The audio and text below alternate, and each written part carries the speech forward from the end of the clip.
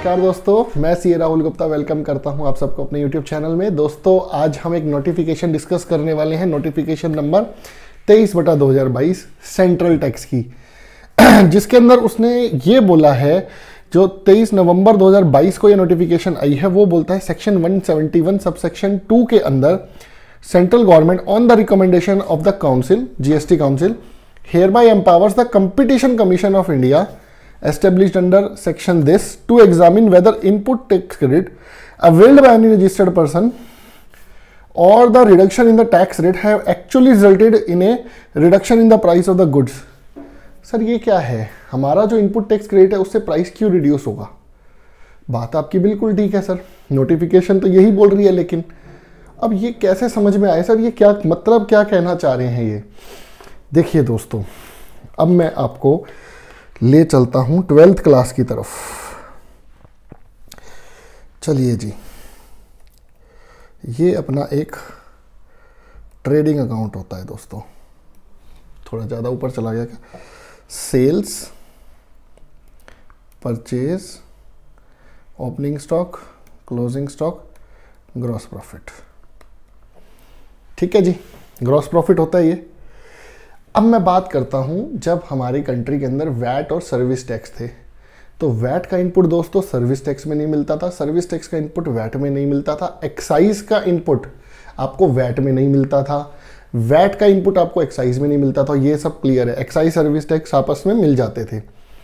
VAT के अंदर भी दोस्तों जो CST लगता था उसका इनपुट नहीं मिलता था, तो बड़ा दिक्कत थी सर, इतने सारे टैक्सेस का तो हमारा लॉस हो जाता था। फिर आता है जी GST, goods and service tax. Sir goods and service tax के आने के बाद तो चीज़ें बहुत आसान हो गई, बिल्कुल ठीक बात है। अब ना वैट रहा ना सर्विस टैक्स रहा, सिर्फ एक गुड्स एंड सर्विस टैक्स रहा। मैं एक CA हूँ, मैं कंप्यूटर खरीदता हूँ, पहले उसके ऊपर वैट लगता था, मेरे को इनपुट नहीं मिलता था। अब क्या है, अब गुड्स एंड सर्विस टैक्स लगता है, मुझे इनपुट मिल जाता है। तो दोस्तों गवर्नमेंट ने ये बोला कि भैया देखो, अब आपको टैक्सेस का हिट कम पड़ेगा, मतलब कास्केडिंग इफेक्ट ऑफ टैक्सेस आपके गुड्स के ऊपर या सर्विस के ऊपर एप्लीकेबल हो रही है, तो अब आपको रिडक्शन इन प्राइसेस का बेनिफिट अपने आगे क्लाइंट्स को, अपने कस्टमर्स को देना है।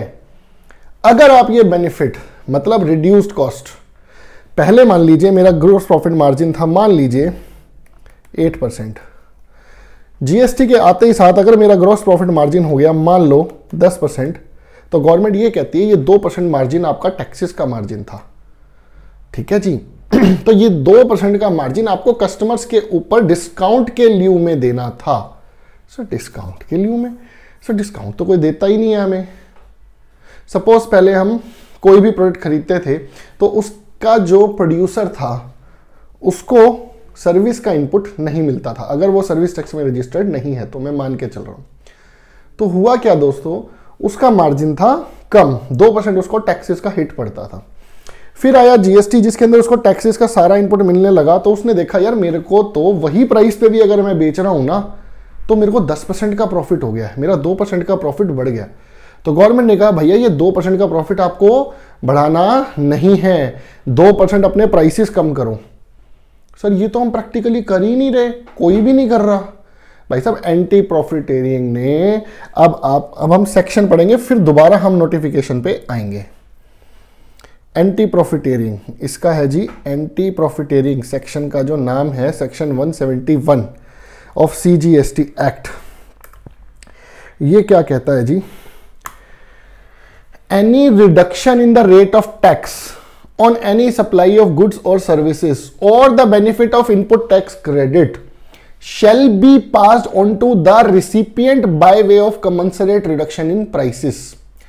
अगर कोई reduction in rate of tax हुआ है, कास्केडिंग इफेक्ट ऑफ टैक्सेस कम होने से रिडक्शन इन टैक्सेस हुआ है on any supply of goods और सर्विसेज और the benefit of input tax credit, पहले आपको इनपुट टैक्स क्रेडिट पूरे आइटम का नहीं मिलता था, अब आपको पूरे का मिलता है, shall be passed on to the recipient। Sir आगे बताओ ना, द सेंट्रल गवर्नमेंट में on the recommendations of the council, फिर से आ गया, on the recommendations of the council by notification constitute an authority यही अथॉरिटी को उन्होंने आज डिफाइन किया है। Under section 171 sub section 2 central government ने रिकमेंडेशंस ली जीएसटी काउंसिल की, hereby empowers the competition commission of India to examine whether input tax credit availed has been commensurate, उससे कमेंसरेट रिडक्शन इन प्राइसेस हुआ है। अरे sir अच्छा, चलो, have actually resulted in the reduction in the examine whether input tax credit availed by the registered person or the reduction in tax rate have actually resulted in the commensurate reduction in the price of the goods or services or the both supplied by him। Sir अगर मैं ऐसा नहीं करूं तो sir अब competition commission of India government ने 23 नवंबर 2022 को उसको पावर दे दी है अंडर सेक्शन 171 सब सेक्शन 2। अब वो आपके एंटी प्रॉफिटेरिंग किसी भी क्लाइंट का निकालेगी और देखेगी कि क्या जीएसटी के आने के बाद से उसने रिडक्शन इन प्राइसेस दिया है या नहीं दिया है। अगर उसने नहीं दिया है तो क्या the authority refer to in subsection 2 shall exercise such powers and discharge such functions as may be prescribed. अच्छा दोस्तों, एक चीज और नोट करें इसके अंदर, the government on the recommendations of the council by notification constitute an authority, वो बना भी सकते हैं या एम्पावर कर सकते हैं existing authority. Competition commission of India existing authority है already, constituted under any law for the time being in force. तो इन दोनों लाइन का मतलब आप समझ गए हो। कंस्टिट्यूट एन अथॉरिटी, वो नई अथॉरिटी भी बना सकते हैं, all the national anti profiteering authority एक और बनाई हुई है गवर्नमेंट ने एजेंसी, और एम्पावर एन एग्जिस्टिंग अथॉरिटी। तो इन्होंने क्या किया, अभी एम्पावर किया एग्जिस्टिंग अथॉरिटी को, कंपटीशन कमीशन ऑफ इंडिया को। The authority refer to in this shall exercise such powers and such functions as may be prescribed. Where the authority refer to in subsection 2 after holding examination required under the said subsection comes to the conclusion, उसको conclude हो गया, क्या conclude हो गया दोस्तों, that any registered person has profiteered, मतलब उसने profit को ज्यादा ले लिया है अपने कस्टमर से, under subsection 1 such person shall be liable to pay penalty. अरे बाप रे, shall be liable to pay penalty equivalent to 10% of the amount so प्रॉफिटेरियड।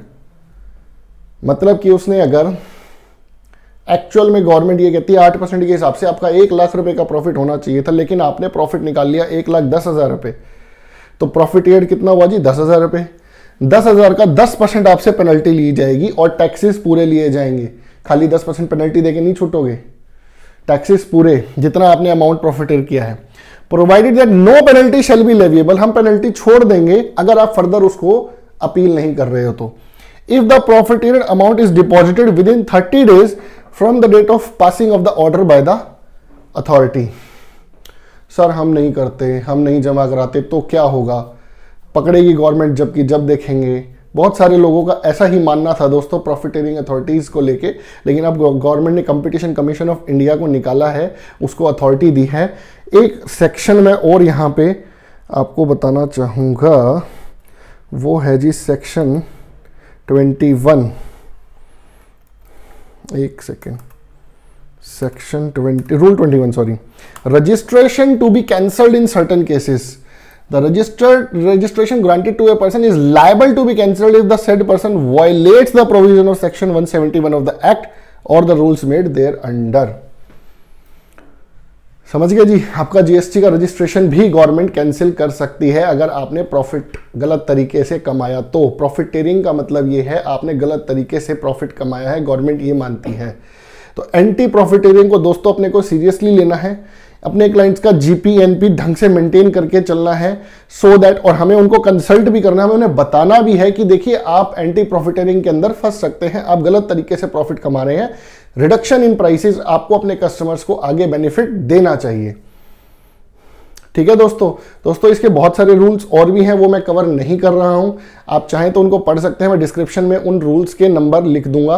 I guess वो रूल 130 के आसपास से शुरू हैं और काफ़ी सारे रूल्स हैं जिसके अंदर वो ये बताते हैं कि चेयरमैन कौन होगा, सेक्रेटरी कौन होगा, उनकी सैलरी क्या होगी, वो क्या डिसीजंस लेगी, कैसे डिसीजन लेगी, वो सब बेसिक हैं, वो सब डिपार्टमेंट के अंडर है रूल्स, हमारे लिए रेलिवेंट नहीं है। वो डिपार्टमेंट जाने कौन चेयरपर्सन बनेगा, उसकी सैलरी क्या रखनी है।